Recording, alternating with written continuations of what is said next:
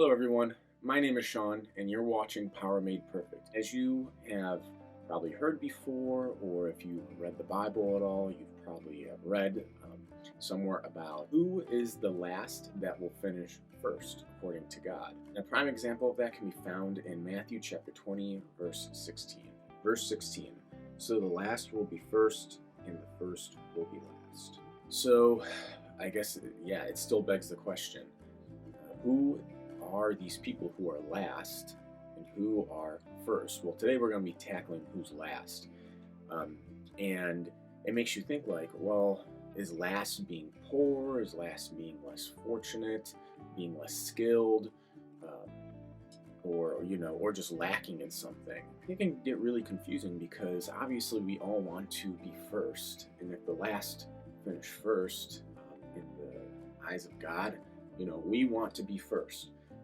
So it can be kind of daunting and kind of confusing to know what exactly God is talking about here. But I think there are two verses that can really help us to have a better understanding of what exactly is meant here. First one is Ephesians chapter 2, verses 8 through 9. For it is by grace you have been saved through faith, and this not from yourselves, it is the gift of God, not by works, so that no one can boast. So these verses seem to suggest that our salvation is simply a gift from God and is completely separate from anything that we can do, who own, have done, what our status is. None of that contributes to our salvation. It is all a gift. The next one is Matthew chapter 19, verses 16 through 20. Now a man came up to Jesus and asked, Teacher, what good things must I do to get eternal life? Why do you ask me what is good? Jesus replied. There is only one who is good. If you want to enter life, obey the commandments. Which one is the man required? Jesus replied, do not murder, do not commit adultery, do not steal, do not give false testimony. Honor your father and mother, and love your neighbor as yourself. All these I have kept, the young man said. What do I still lack?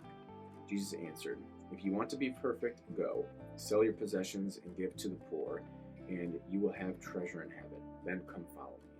And then we know when the young man heard this, he went away sad because he had great wealth. So when I read this, it makes me look at the situation where Jesus is trying to pull back the layers from the young, rich man because he is giving Jesus an account of I do keep all those commandments. I do all those things. What am I still lacking?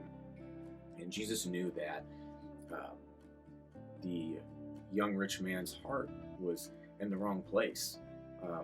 And he was trying to reveal his heart to him.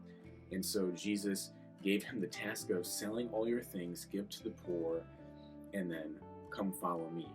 And that was really piercing right at the heart of the situation of where he truly was lacking. So Jesus ended up answering his question. So this, along with the last verse that we read in Ephesians, it just seems like these things point to the Lord not necessarily paying attention to our actions alone, but the heart behind our action, which is super important to understanding who the last are. That it's not a matter of state of being, so being poor or being less skilled in something or just being lacking of anything, but it seems to be more of the heart that is behind that, I guess, misfortune, if that's what you want to call it. Let me explain what I mean, maybe through an example.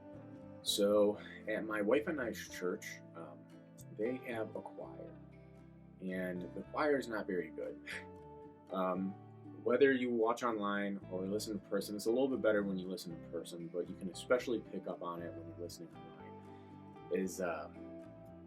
They are like, they're off, the tune is off, everybody's singing at different points during the song, and it just does not sound very good.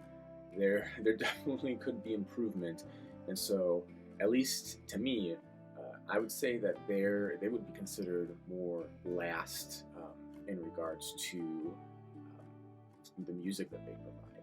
So while this sounds bad for me to say, I actually think that their music is more beautiful than what you would hear at a large production. And here's why. It's because of the heart behind the music. They may not be the best, but I know that where they're coming from, they are working the best that they can with the resources that they have, and they're doing it out of a heart of love for God and to serve others and to be there for the church and family members and friends.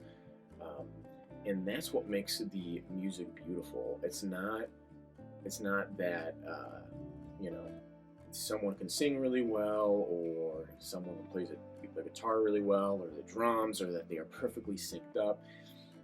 All of it is kind of messy, and it can be a big mess at some points, but it makes it more beautiful to me because it is just coming from a place of complete servanthood and selflessness. So I think that is what the Bible is referring to as the last that will finish first. It's not just the act. It's not just the circumstance that someone might be worse at something, or they might not have as much, or they might be poor or whatnot. But it's the heart behind that. The heart that despite maybe having this deficit, or having something that is lesser, or being lesser in certain areas, that the heart is their heart for God is there, and that they're trusting God through whatever that they're going through, whatever that their weakness is, that they're trusting God and giving Him the glory, and trusting on Him for His strength. And that is why they'll be first, not because of us, but because of the Lord. All right, well, that's it. Thank you so much for watching this video. If you like it, please consider hitting the like button. If you like this kind of content, please hit the subscribe button. If you want to see more videos like this, please click one of these videos over here. But other than that, thank you so much for listening and watching, and have a good day. Love you guys. Bye-bye.